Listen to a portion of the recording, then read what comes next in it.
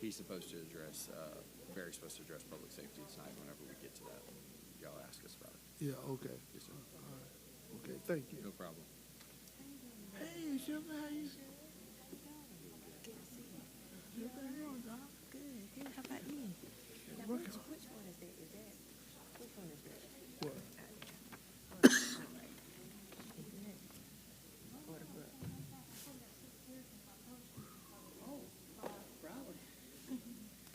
Good.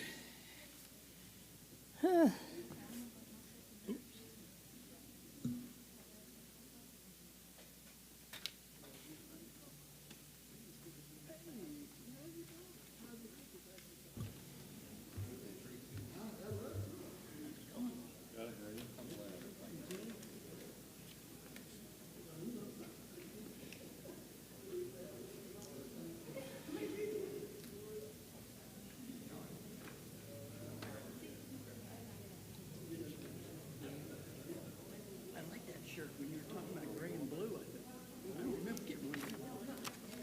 Oh, yeah, I guess we all got different shirts. That's a cop.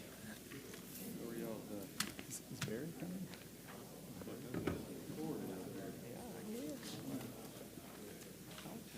Oh, we're gonna have to sign him, or we're gonna get the stamp. Maybe it's because they can't read your writing.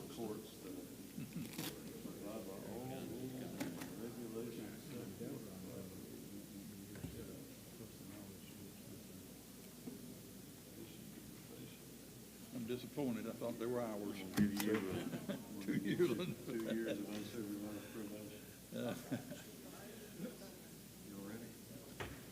Sure. There's a lot of them that don't. All right, Chatty Cathy down there.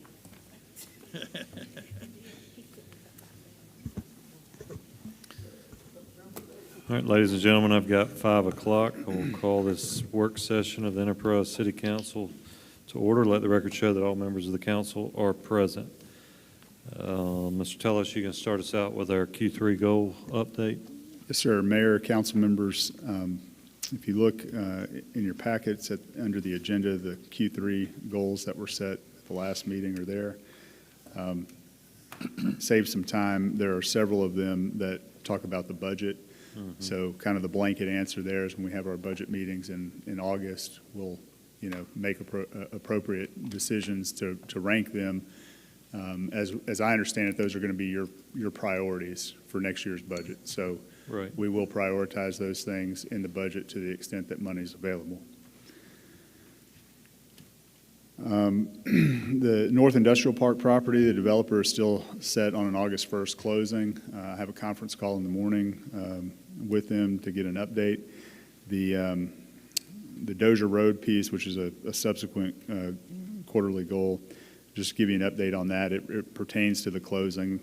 One of the provisions within that closing paperwork is that we have Dozier Road substantially complete so that they can use it for access to the site.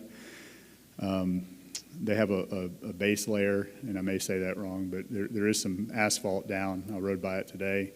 The turn lane is currently being constructed there off of 51, the right turn lane into Dozier Road. And in weather permitting, it is on pace to be complete or substantially complete by August 1st. New report from the HR director and the Blight Elimination Program quarterly report. I put on there to target a second council meeting in August for both of those updates, one from HR and one from the engineering department. As far as our voting precinct or location for new municipal elections, our city attorney has been in contact with the Secretary of State's office. To their knowledge, there's a 90-day window, so as long as we notify them 90 days in advance. She's also reaching out to the League of Municipalities to get concurrence from them. But if that's the case, then I think we should be well within the time frame to utilize the new recreation center for elections. On your agenda tonight, the Enterprise Healthcare Authority agreement to fund up to $90,000. You'll find that in the packets tonight. That'll be based on, what the services that the contract provides. So if you remember that, there was kind of a range that the Healthcare Authority gave us. The top of that range was $90,000. That'll be based on review of the invoices from the Healthcare Authority by the mayor and his staff. We also have timeline and budget to update the council on the Parks and Rec maintenance facility. Barry Mott and Billy Power are still reviewing that. I anticipate that at one of the next council meetings to have you a timeline and budget. We do have an update on the council lighting, for the lighting project on the southern bypass. All the bases should be set within the next 30 days. So we met with them yesterday, got a progress report today from them. If you go out there, you'll see that the stakes now extend all the way down to the Good to Go to 27 South.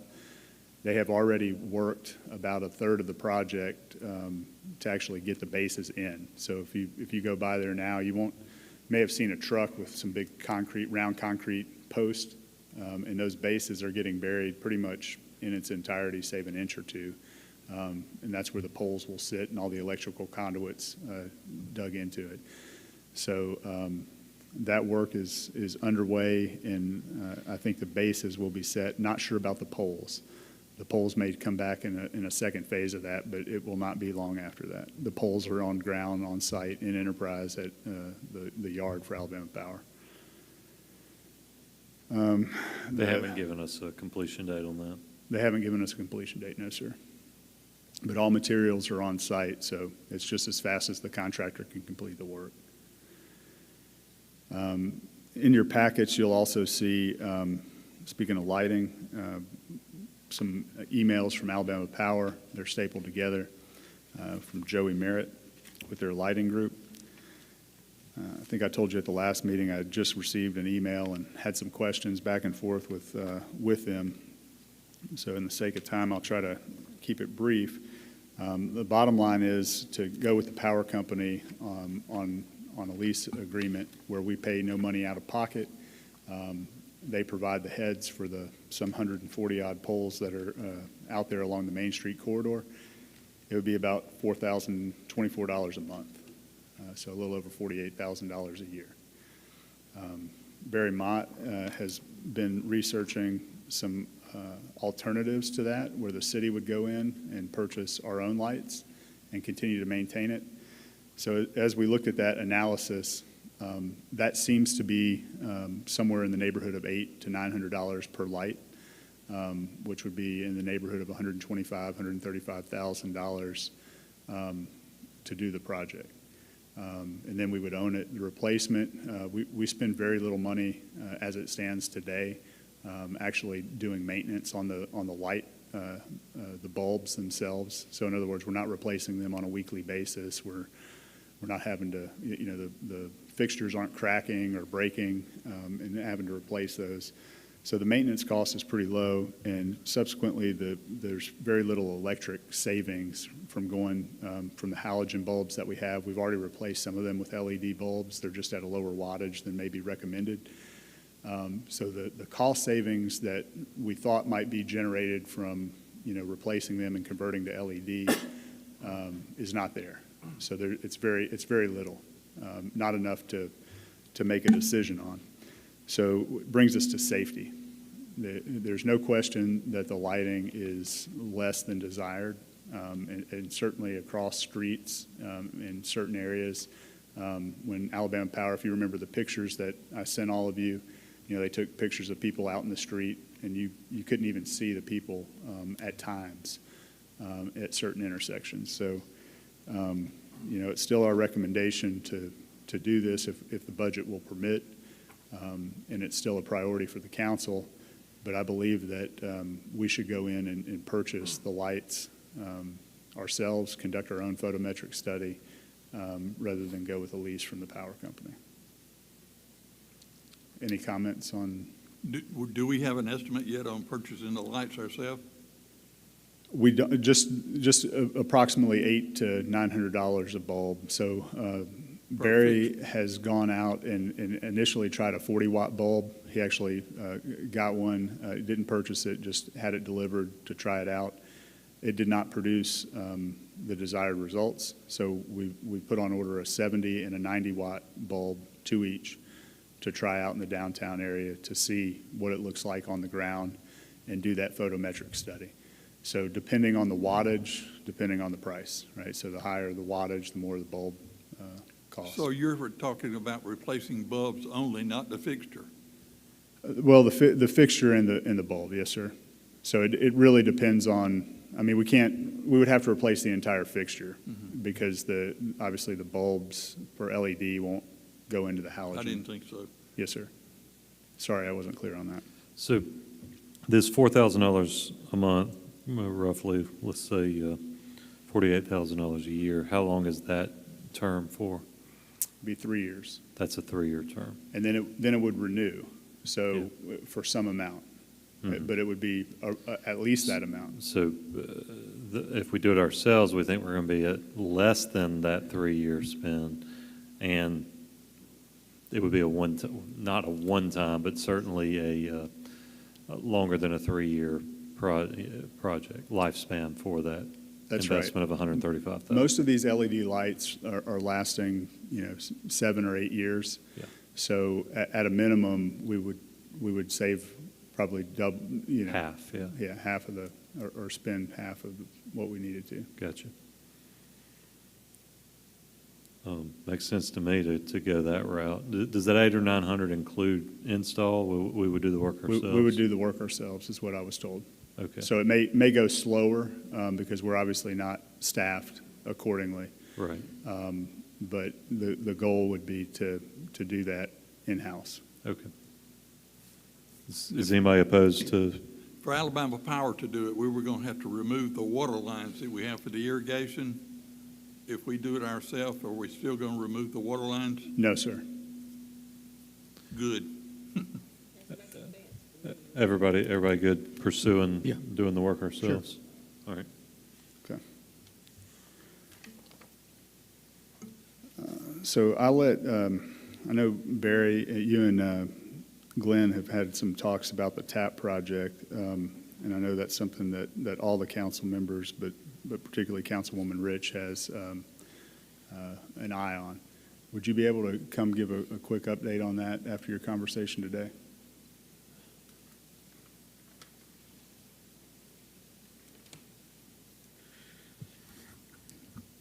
The TAP grant project that has been ongoing for, I don't know, 2 or 3 years now, it seems like. The design engineer has not resolved the issue yet with Alabama Power as far as the light poles in the area of the sidewalks, where there's a conflict between where the design was done. Alabama Power came in and has moved some light poles, are now in the area where the sidewalk will be. I made the decision with the mayor's office to move forward with Friday. We're having a phone call. We're basically excusing the consultant that was working on that project. And I have recommended that we use Glenn and Poly Engineering, which is who I selected to do the CE&I work on this project, meaning the construction, engineering, and inspection on this project, to let them make any changes that they need to as of Friday. So I notified the previous consultant of that today and let him know that whatever we don't have resolved by Friday, that we intend to move forward. And Glenn has agreed to move forward with us on that as a task order to get that project moving. I do have a phone call into this week with Alabama Power, AlDOT, Glenn, and the existing, the previous consultant to get this thing moving. I apologize for this taking so long, but I thought that was the right move today to get this project going. It's been a project that it's been a sore spot for a lot of us. The existing consultant understands, and he's willing to help us move forward with that at the end of this week. So I did allow him till Friday to get whatever he wanted to get finished on that, and we will move forward on Friday with a new plan to get this project going. I've approved that. I got that approved through AlDOT. They're okay with that. They understand why. and they're in support of that, as well as I've talked to Alabama Power with that as well, and they're willing to do that to help us get this project going. So hopefully by next council meeting, I'll have some better news for you about a start date for construction for that project, but we are moving forward in a little bit different direction. I'll answer any questions you have. Appreciate that. Yes, ma'am. Thank you, Barry. So going through this list, there's a few other ones that I'll touch on.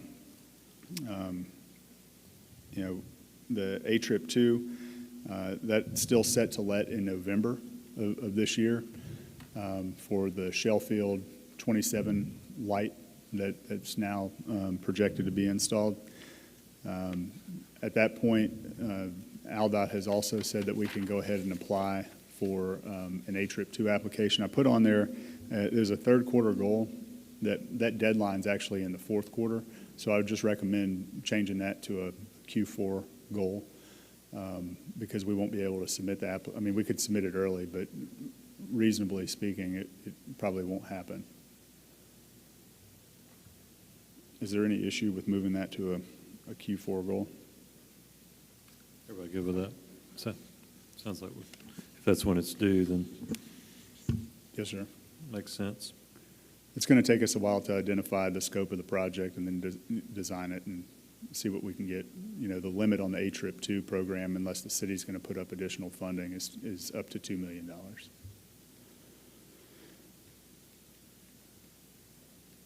We also have PV Sports Field Complex on here. And speaking with Glenn, Shannon, and Barry, that project is going full steam ahead as of today.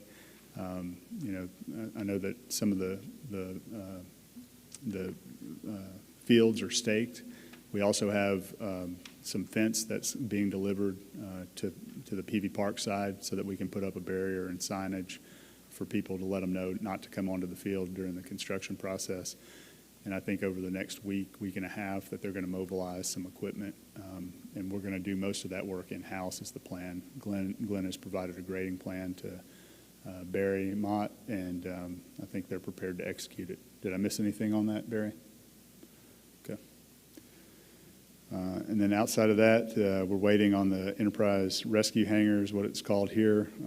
Need to find out if we are awarded the grant and then bring that back to the council to make an ultimate decision if we're going to move forward on that.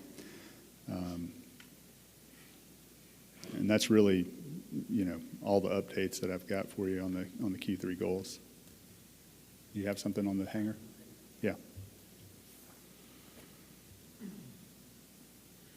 Just a little bit additional information for the new hangar. The grant application was submitted in last week, and the grant application came back to the mayor's office, which was signed and turned back into the state. We're being told that we should expect a grant offer to move forward with that grant. That's the $500,000 grant towards that hangar project. So I've asked Barge, our airport consultant, to give us a contract to do the design work to get that thing to a bid. I'll have that for you on the next council agenda. What we will do is we will, if you decide to move forward with that contract, next council meeting, we would go ahead and design the hangar, get bid prices, and then we actually, once we know what the hard prices are, we apply for the actual grant with the real construction prices. That's kind of follows what the FAA and all airports do. They want real construction prices, not estimates, to go into the grant. So next council meeting, I'll have an engineering contract for you to approve, and then once we get bid prices, you know, we'll bring that back for you to actually make the application for the actual grant. All right. Any questions of Barry on that hangar grant? Any questions of Jonathan on any of these other Q3 goals? All right, we'll move on to the next item on our agenda, which is the review of our regular meeting agenda. So turn with me in your big packet.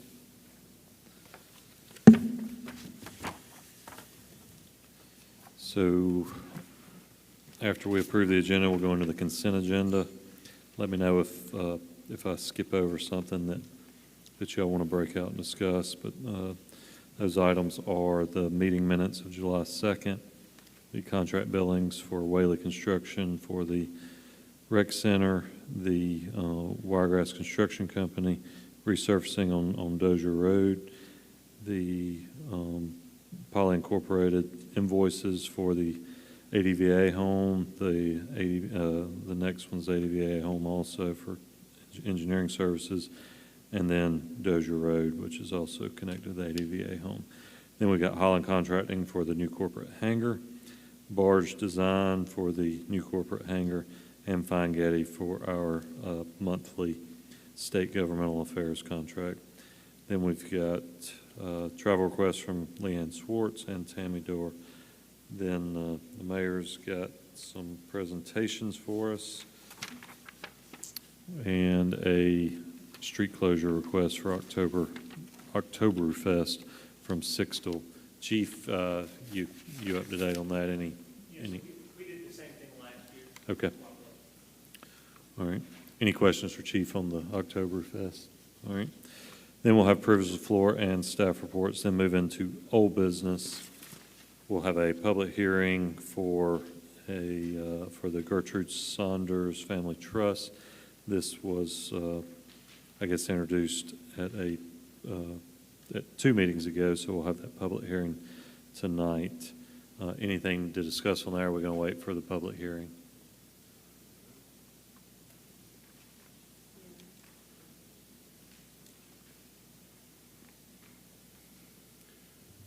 If the council has any questions that they would like answered before the public hearing, I'd be happy to do that, or I can do it all at the public hearing. All right. Council, y'all have anything? Okay. All right. Thank you. Thank you. All right. Next item would be the Planning Commission recommend. We're going to new business now. Planning Commission recommendations. So these are simply recommendations we're going to introduce tonight. So that is a. Do we want to talk about this tonight, or would you prefer? Can you brief us on this on these at least briefly? Some of you may be more up to speed than I am, but so we're amending the zoning ordinance 060202 for new development, redevelopment, all lots, parcels, and tracts that are zone B1 and B3 that border highways 2784, 134, 167, 192, 248, excluding any M1, M2, B2 zoned, and any property within downtown overlay. So what are those changes? So the changes will be that we are cleaning up the ordinance to be able to specifically say where this applies to. What it is, the change in it is the M1 and B2. Those are our manufacturing zones. This ordinance, the Highway Overlay District, is a kind of an aesthetic ordinance, and we wanted to make sure that the ordinance did not apply to manufacturing businesses and such. Okay. And that's only within the downtown overlay? No, sir. So this will exclude M1, M2, B2, and anything within the downtown overlay district. Yes, sir. Gotcha. All right. Of course, we've got when will this public hearing be? So a month. We've got, actually, I guess, 5 weeks from tonight. So the next item is home occupations must be conducted entirely within the principal building and or accessory structure. Outside display or storage of materials, goods, supplies, or equipment used in the home occupation shall be completely screened from public view and shall only be allowed in the side and rear yard of the primary structure. Storage of materials, goods and supplies, or equipment used in the home occupation shall not exceed 20% of the side or rear yard combined. Yes, sir. So what we modified on this is to allow the home occupation to still be a working ordinance. Basically, the issue we ran into is we had, within the home occupation, we had a lot of outdoor display of equipment or supplies or things of that nature. So to allow for the ordinance to continue to function and to clean up those issues, we went ahead and changed it to where if there is any type of outdoor storage, say that there's a lawn company who stores their trailer outside or some sort, it has to be in the side yard, backyard, completely screened, and it can't take up more than 20% of that area. Gotcha. Question. There's nothing mentioned in here about the home business. If it creates debris, trash, garbage, whose responsibility is it for them to take care of that? We'll consider that commercial debris or commercial materials, and we have an ordinance against that already that will become the business owner's responsibility to handle. If it's more than just residential trash, debris, things like that, that would be produced by any home. So are you saying, say a lawn care company has a trailer with their name on the side of it, and they typically park that with their truck out on the street where cars are parked consistently up and down the neighborhood? Is that prohibited under this at this point, or? The truck in itself, if the truck was used solely for the business, yes, sir. The trailer itself would, if it's used solely for the business, would be the same way. This is the way that we were able to not just penalize one section of people, but also be able to try to make this a functional ordinance that allows for. I see that Yes, sir. quite frequently in my district. There's quite a number of lawn care companies that they probably don't have the ability to pull those trailers into their side or backyards, but they park them in the street, and then in the mornings they get up, take off, and they just park them in the evenings. They're not in the way of traffic. Yes, sir. But they're parked there at the curb, just like cars are all up and down through there. Yes, sir. So one good thing about this being within the zoning ordinance is that the zoning ordinance is subjective to the Board of Adjustments. So if there happens to be a home occupation that cannot fit within these guidelines, they can come before the Board of Adjustments. With that, they can ask for a variance. When they ask for that variance, the neighborhood or the surrounding area is notified. If none of the neighbors have an issue with it, and none of them come to the meeting, that can be approved as a hardship. I just feel like the purpose of this is trying to clean up front yards that have large amounts of material stacked in the front yards, or lots of vehicles parked in the front yard, not necessarily trying to penalize independent lawn care companies that do nothing but park their trailer. I'm just wondering if that's an oversight. We took that into account, but trying to specify without isolating one incident, we found that we have to include trailers, lawn care companies, pressure washing companies, things like that.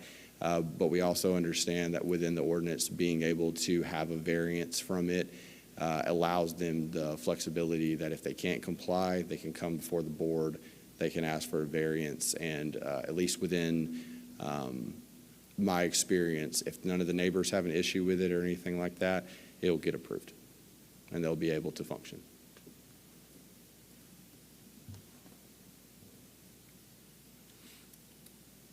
All right, any other questions on that? I mean, obviously, we can, if we want to set aside some time to discuss this at our next work session, we can do that too.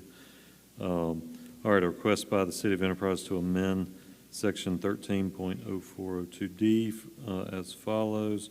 Notice of time and place of public hearings will be given as required by state law. Written notice will be given to all owners of adjoining and adjacent property. An additional notice will be posted on or as near the site as possible to serve as visual notification to the public. The requirements for the notice are defined by the City of Enterprise. So we're obviously modifying our notice requirements here. Yes, sir. So within the new zoning ordinance that we adopted, we had added a 500-foot requirement that surrounded the property. The reason why we took that out is because we could go off of 500 feet from our mapping, and then someone says that it doesn't match 500 feet from theirs. And so to keep it from having any issues with that, we decided to go back to what the state requires, and that is just the adjacent and adjoining property. And then we're changing the last sentence in that. The requirements for the notice are defined by the City of Enterprise. That just allows us to say that the sign, if it needs to be 4 by 8, which is what our standard is today, if it needs to be bigger because of a certain, for a certain instance, we could require that, so forth and so on, without having to amend the ordinance. Gotcha. So there were just some unintended consequences of the language of our new ordinance. Yes, sir. Gotcha. All right. A request by the City of Enterprise to add Section 1304E, to the zoning ordinance as follows. In the case of multiple zones on one parcel of real property, Each zone shall be rezoned independently and shall constitute its own request. Yes, sir. So council, this is a completely new part of the zoning ordinance. Basically, it is the interpretation of our attorney that the Alabama law, when it comes to rezones, that every rezone should be treated independently. So to make sure that we clean this up, we went ahead and put this within our zoning as well. This, to give an example of when this would occur, you have one piece of property, it has multiple zones on it. Each one of those zones would have to stand as their own request instead of trying to rezone multiple zones in one request. We just did this, right? Yes, sir. A couple months ago. Yes, sir. Yeah. All right, any questions on that? All right, thank you, Thomas. Well, then I guess the next item is just to introduce the ordinance that codifies those requests to the planning commission, right? Yes, sir. Yeah. All right, the Brightspeed franchise. Jonathan, did you want to say anything on that? Mayor, council members, we did work with the city attorney to try to look at the existing zoning ordinance. She has pulled the different franchise agreements that we have from prior years. So I think we have 7, maybe 6 franchise agreements in total. Folks like the Southeast Gas, Alabama Power, et cetera. Brightspeed was not among them. However, Brightspeed acquired CenturyLink. And so in an abundance of caution to try to integrate some of the issues that you raised with staff at one of the last council meetings about things that you would like to see about notification to the engineering department and just practical issues that we're finding in the field about how these fiber or other issues are done. We've tried to work with Brightspeed to come up with their own franchise agreement, independent of what was their interpretation was that they were operating under the CenturyLink franchise agreement after they acquired that. And so we didn't modify a lot of the substance. For instance, the franchise percentage as a fee for that at 3%, we left that alone. But we did make some additions to that, and I will let our city attorney come up and maybe kind of outline some of those changes that we think address that. But there are other considerations that you may want to look at this franchise agreement and think, through, if we've thought through everything in our negotiations and in deliberations with Brightspeed, or if there are still other things or gaps that you would like to consider.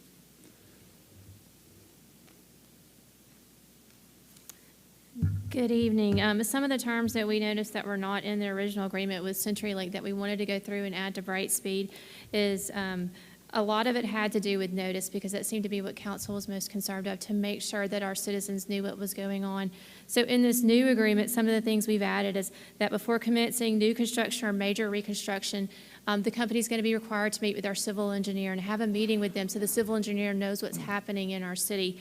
We've also strengthened some of the work permit requirements, that they have to get work permits. Also, we've requested, or we've put in that they're going to have to, if they step onto private property, they're going to have to notify the private property owners with adequate notice so that that property owner, they're going to have to give them a phone number so that that property owner can contest the work that's being done. Also, what we've added into this agreement as well is the original agreement didn't really say a whole lot about the standard of work that we perform when they put our roads and our private property owners' property back in good use. There wasn't a requirement for that. So we've again gone in and said, okay, you've got to put it back to the condition in which you found it. And we've also included private property owners in there as well, because again, that previously was not in the original agreement. So we wanted to get those requirements in. We've also want to make sure that the work is done in a safe and thorough and workmanlike manner, that they're meeting state law requirements. We just wanted to clarify that, and so we added some strength to that language as well.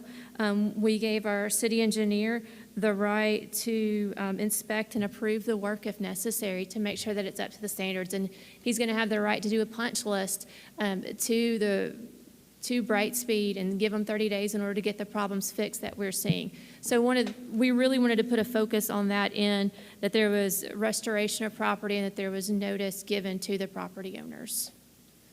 Again, with the original agreement, they're believing that they're operating under it and that it was fine. And so we wanted to, since we knew that agreement was out there and there's an argument with that, we wanted to add as much as we could to protect the people as much as we could. We also added that any affiliate subcontractors that they have to meet the standards of this contract as well.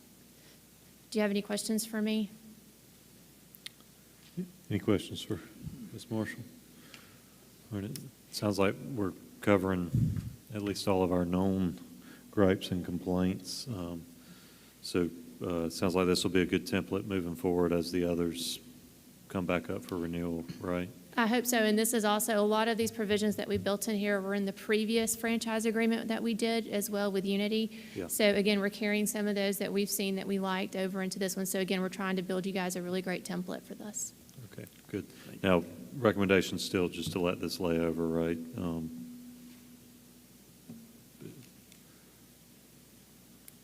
Yes, sir. I didn't think it was fair to, bring this. I know that not every member of the council has had an opportunity to review the actual franchise agreement.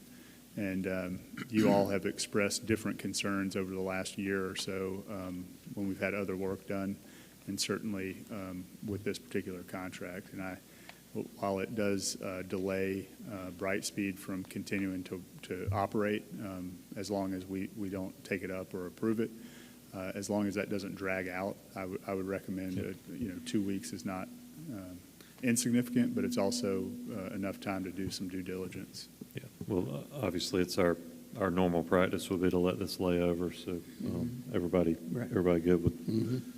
All right. Next, resolution 071624 is a project agreement between the City of Enterprise and the State of Alabama, acting by and through ALDOT.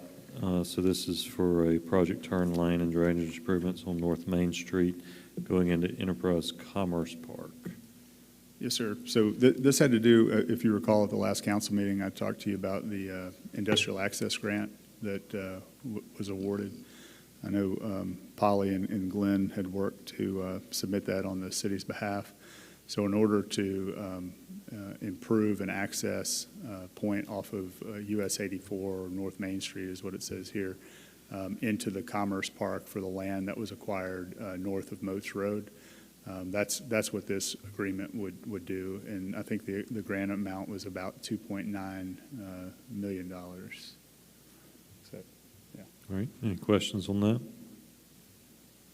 right, next item is to declaring certain properties a public nuisance and calling for a public hearing on August 20th. So is this getting our nuisance property program underway? Yes, sir. And I know Thomas. Where's Thomas? There he is. I didn't recognize him with the suit and tie on there. Council, so this is our overgrown weed and abatement ordinance that we passed at the beginning of June. So basically, why this is in front of you is because we have notified the property owner that the weeds are not within the ordinance. We have given them due notice to abate the weeds, and they have not complied. So basically, how the process will work is once they do not.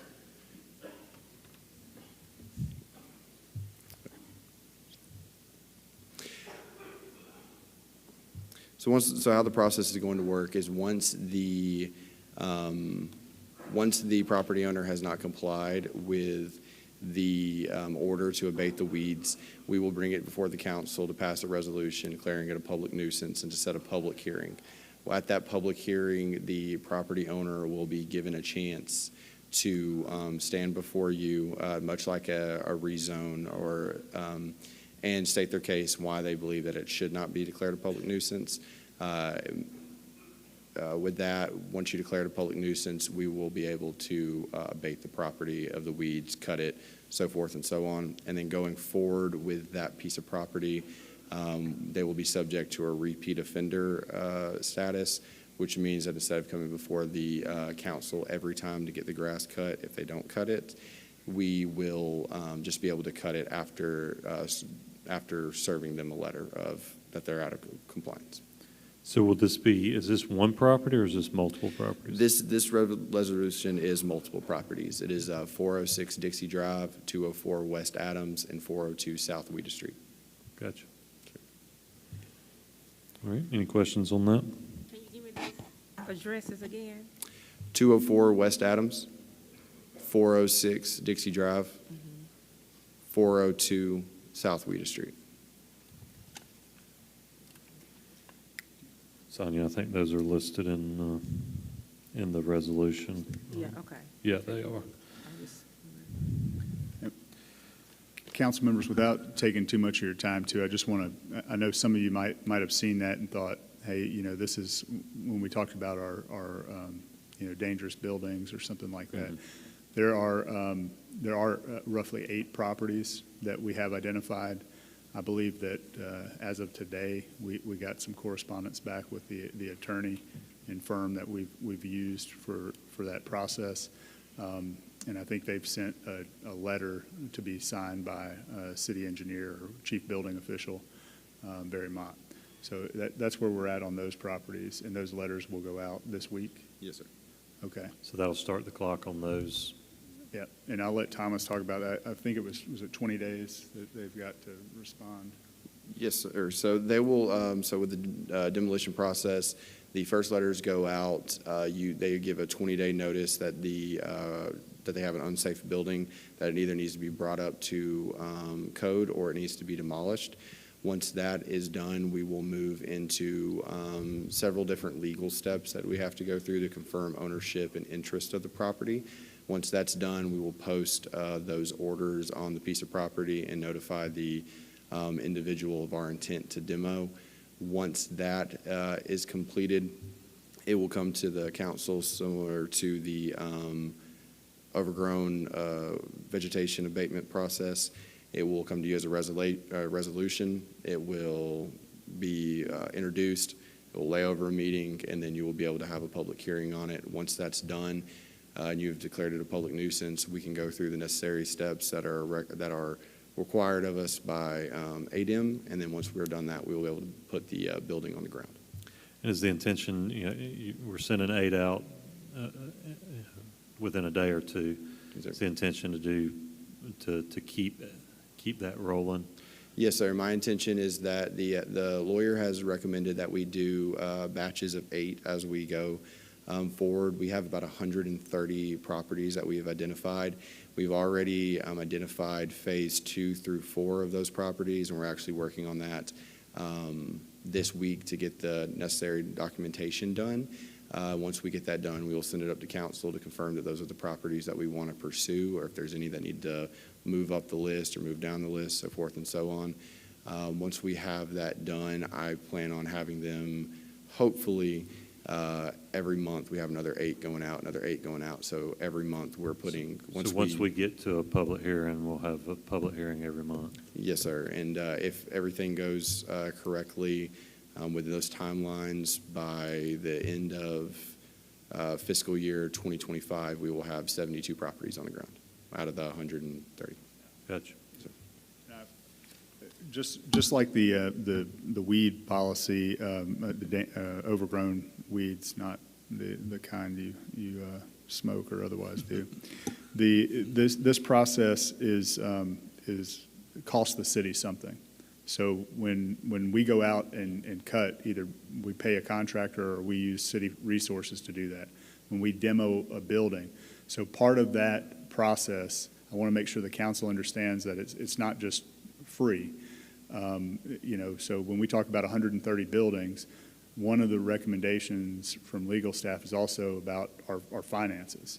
If we went out in a perfect world and they didn't comply and abate it, and we had 130 properties to take care of tomorrow, would we have the resources to do that? Yeah. And that becomes the sticking point, and why one of the reasons that we're trying to get these done in batches. And address the most severe, most at risk that maybe have nobody living there, but they're ready to fall in or really overgrown, and kind of work through the process in a priority approach. Is that okay with the council in terms of what we're trying to do? If we do find we can get more than 8 in a batch, we can certainly try to expand that. Once we go into this procedure and we actually go in and cut weeds or demo a building, is a lien put on that property then? Yes, sir.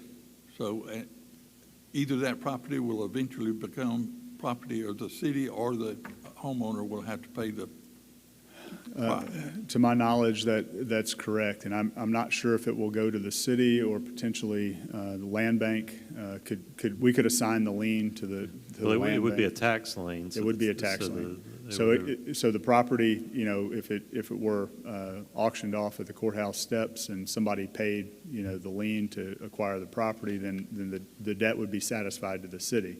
But there's the risk that none of those properties are purchased for whatever. The lien could be more than the property's worth, and correct. And that's when you need the land bank to come in and quiet the title and all That's that right. stuff we learned about. So this could be, like I said, on 130 properties, if each one of those were, $10,000, $15,000 to mitigate, it could be pretty pricey for the city. Yeah. Everybody good with that approach, though? And obviously, we'll know more when we get through 8 or 16 or 24 on than we know today. Yes, sir. Yeah. Okay. All right, next item is just to simply provide for an acceptance of maintenance on College Garden subdivision, which is pretty typical of a new subdivision, right? Yes, sir. Then the next item is to approve payment to Benny G. Atkins Veteran Home. Yes, sir. And you see in there, it references the resolution that was adopted on May 3rd. It sets out the parameters for that. There were roughly, between water, sewer, other infrastructure, road, in addition to a $6 million cash grant, it totaled up to be about $7.25 million that the city had obligated to make the project happen. We were able to deduct any overages from that, which is how we arrived to under the $6 million number. That's been certified by Glenn Morgan and the ADVA. So we've still got Dozier Road going. Is there any concern that if there's going to be extra expenses on that road? No, sir. We bid that and have a contract, so we know what the cost is. Okay. All right, any questions on that? All right, next item is what Jonathan told us about earlier, is just approving that $90,000 to Enterprise Healthcare Authority for that study. Any questions, issues with that? And then lighting modifications on Pistol Drive, which I believe is related to that College Garden subdivision, right? Yes, sir. Then we've got an ABC license request, and that just calls for a public hearing on August 6th. So can we do the Main Street report in staff reports? We can. No You problem. good with that? All right, so we've got a request to go into executive session regarding legal issues and good name and character. I believe that'll take about 15 minutes, and no further business discussed in work session. We'll come back and convene in our regular meeting. So do I hear a motion? So moved. Second. I have a motion and a second to go into executive session regarding legal issues and good name and character. Is there any further discussion? All those in favor say aye. Aye. All opposed, same sign. Motion carries. We'll be back in about 15 minutes.